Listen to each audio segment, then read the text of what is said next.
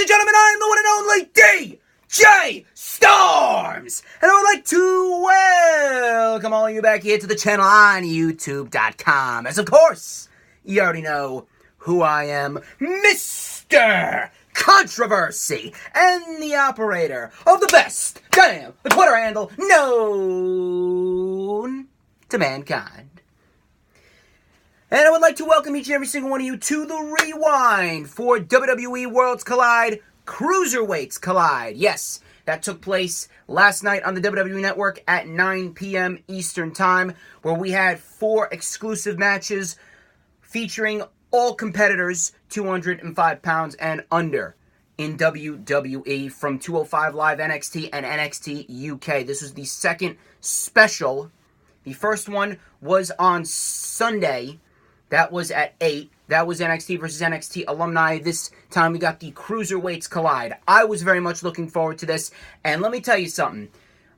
This, so far, out of the 2, this has been the best one. And I would even go so far as to say this could very well be the best one out of all 4 of them that they're doing. The next one is next Wednesday after NXT. I believe that's just featuring Raw and SmackDown. And then we got Women's Collide on May 1st. But this, every single match on the show delivered. There was not one bad match. There was not one throwaway match. The matches on NXT versus NXT Alum, that was pretty much a hit or miss. The only match that I would really recommend going back and watching from that special was Luke Harper and Dominik Dijakovic. But this one, every match was worth going back and watching. And this is going to show you how underrated the Cruiserweights really are. The show started off with Tyler Bate versus the Brian Kendrick. I believe this went about 13 minutes. And based on the technical style of the Brian Kendrick, I did not think it was going to be as good as it was. But by the end of it, it actually turned out to be a decent match. Both men started off very technical. Tyler Bate ended up fighting back his normal comeback, the Exploder Suplex, the Standing Shooting Star. The Brian Kendrick was able to come back. He was going for sliced bread. Tyler Bate, he countered, but he was able to counter. The Brian Kendrick was able to counter into the Captain's Hook.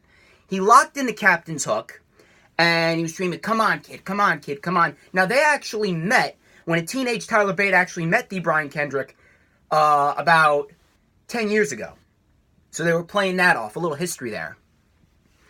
Bate fought out of the Captain's Hook, hit the airplane spin. Both men fell to the outside. They got back in at 9. We had an exchange where the Brian Kendrick hit a big boot. Tyler Bate hit the rolling capo kick.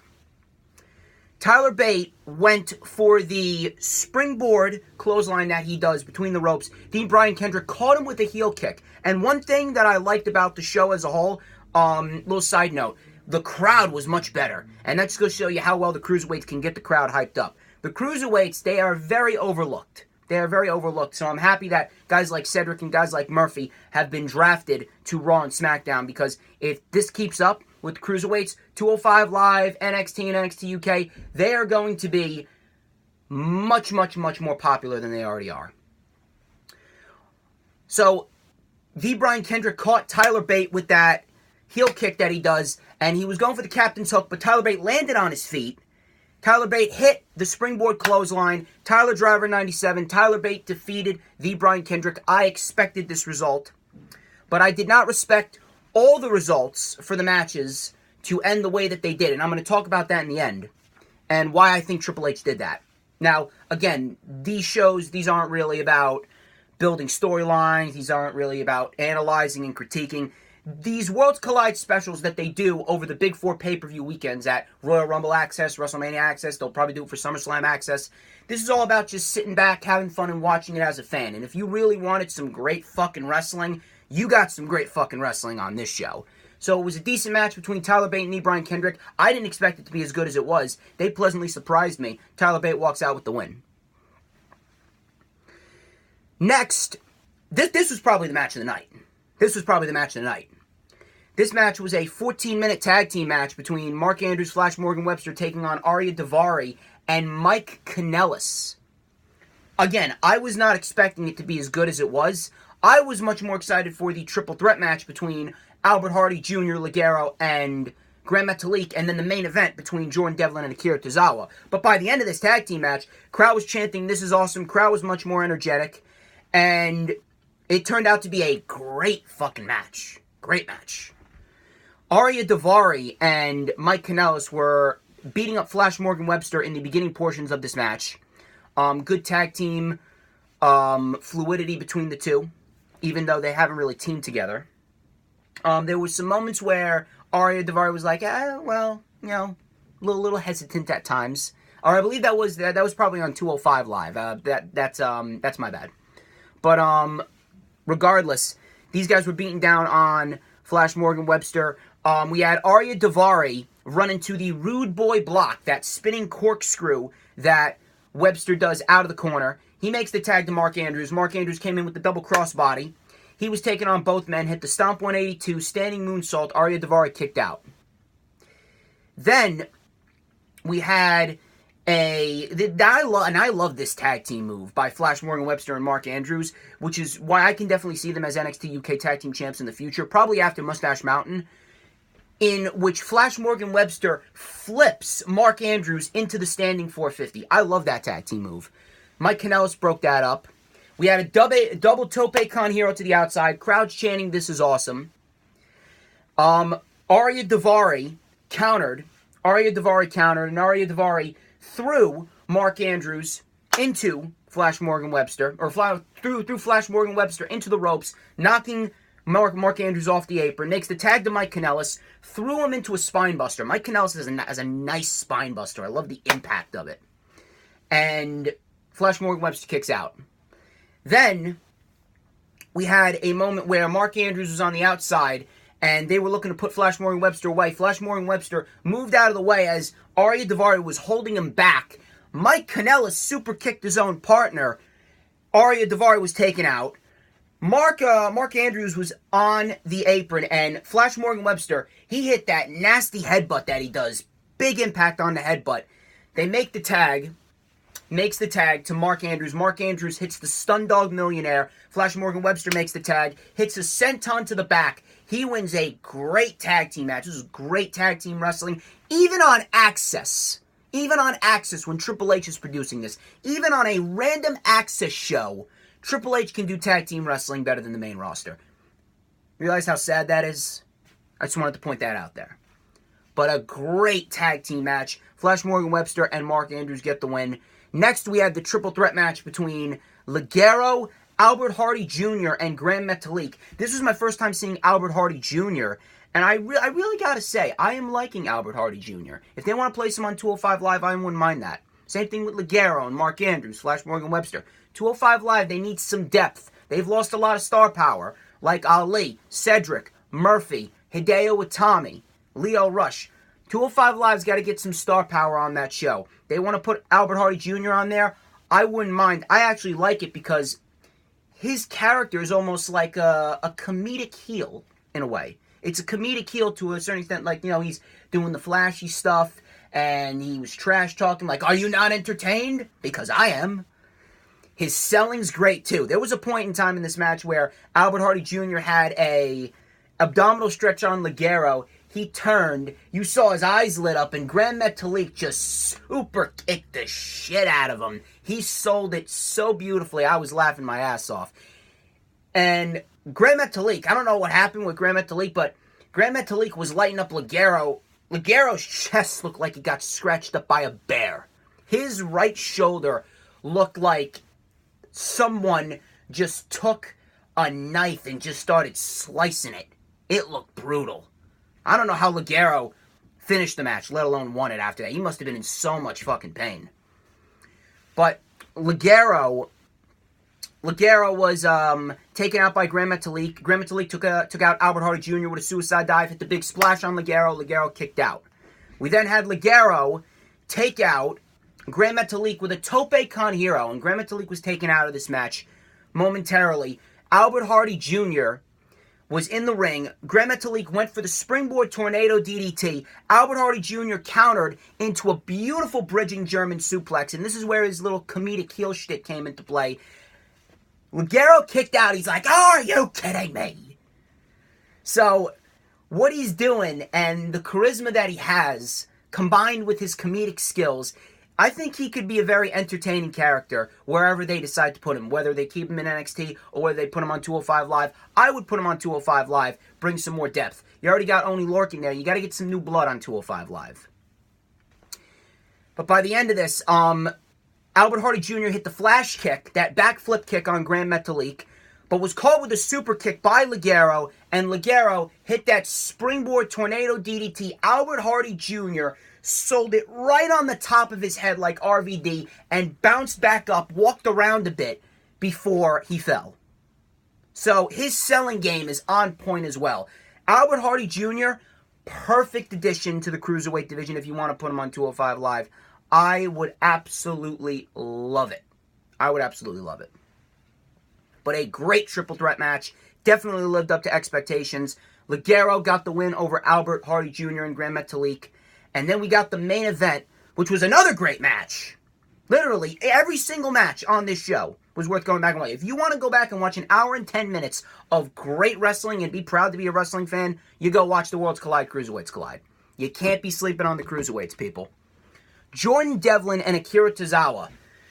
So, these two started off very technical. This was the first time that these two faced off. The story of this match was Akira Tozawa's back. Side note, I love Jordan Devlin's Uranagi moonsault combination. He does it with such great fluidity, and it just overall is a great looking move. I love that combination from Jordan Devlin. Akira Tozawa was able to come back in the match, hit the Shining Wizard on Jordan Devlin, but Jordan Devlin would kick out. He hit that suicide dive. I love Akira Tozawa's suicide dive. Tozawa is probably one of the most underrated cruiserweights that they have. I would definitely love to see him as Cruiserweight Champion again, or if they want to, he could be next in line to go to Raw or SmackDown. I'd like to see him on SmackDown.